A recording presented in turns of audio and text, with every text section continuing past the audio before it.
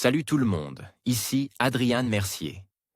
Bienvenue sur ma chaîne, dédiée à notre belle planète et aux enjeux de l'écologie.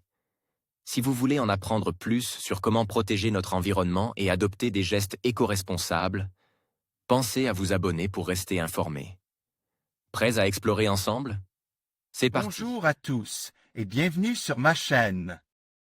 Aujourd'hui, je vais vous plonger dans le fascinant monde du travail d'historien du climat.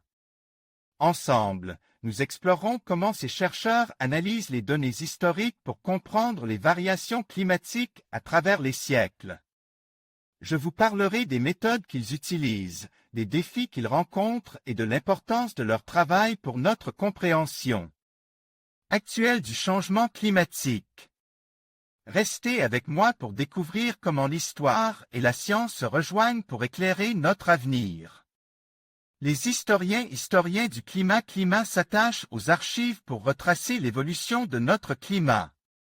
Parmi les grands événements dont nous avons les traces, la canicule de Pékin en 1743 et celle de 2003 sont restées dans les mémoires. L'histoire du climat nous révélait de grandes périodes de sécheresse. Linéa, d'épée que nous disent les archives au sujet de l'évolution du climat au cours des 5 derniers millénaires 1.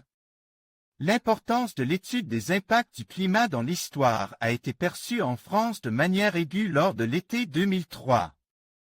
Dans un monde urbain, développé et éloigné des anciennes sociétés agraires et pastorales, cette canicule causa le décès de presque 15 000 personnes.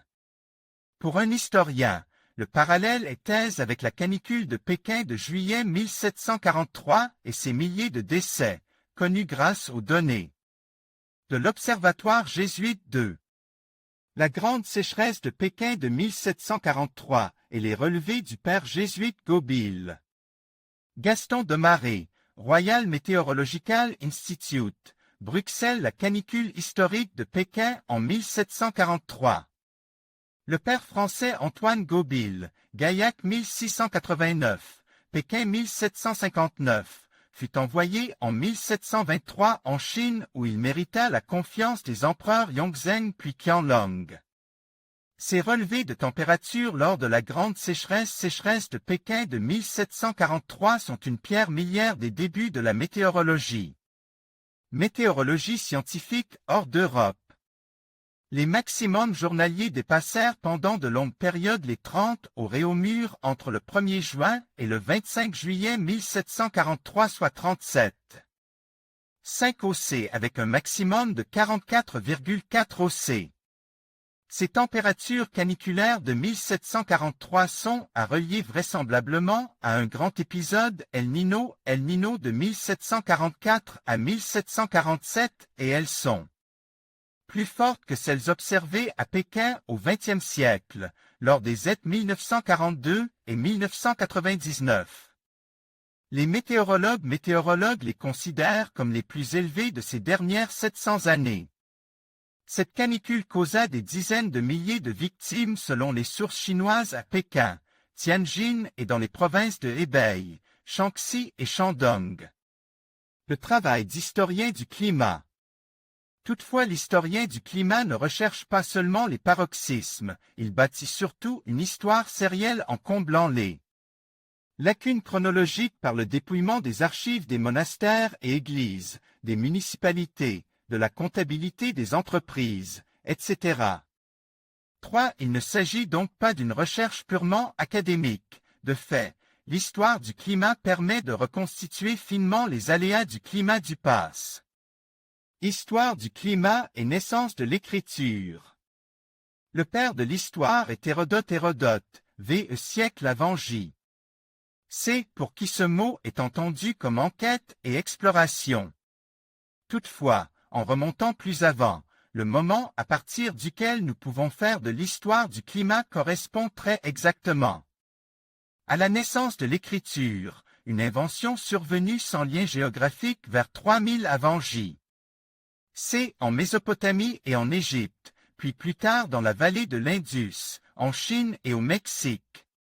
Partout il est possible de lier cette naissance à la sédentarisation des populations. Dans bien des cas, elle apparaît comme fille de la comptabilité commerciale, particulièrement en Mésopotamie. Mais que dire des autres continents et contrées, ceux où les civilisations ne connaissaient pas l'écriture malgré leur richesse, ou bien celles où subsistaient des communautés de chasseurs-pêcheurs n'ayant pas besoin d'écrire? Source 1. Ce texte tire de façon presque intégrale de ma contribution à l'ouvrage collectif présente par Éric Orsena, Michel Petit, 2011. Climat, une planète et des hommes, cherche midi. 2 G. de Marée, 2002-04 Bulle. Séance ACAD R, SCI.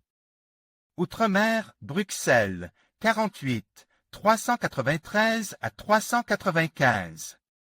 3. Emmanuel Leroy-Ladurie, 1983, Histoire du climat depuis l'an 1000. Flammarion, Paris, 2e édition. En conclusion, le travail d'historien du climat est essentiel pour comprendre les dynamiques passées de notre planète et les impacts des changements climatiques sur les sociétés humaines. En analysant des données provenant de diverses sources, telles que les archives, les glaces polaires et les sédiments, ces chercheurs nous offrent une perspective précieuse sur les défis actuels et futurs. Leur expertise nous aide à mieux appréhender les leçons du passé afin de construire un avenir plus durable. Il est crucial de continuer à soutenir et à valoriser ce domaine de recherche, car il joue un rôle clé dans notre compréhension des enjeux environnementaux contemporains.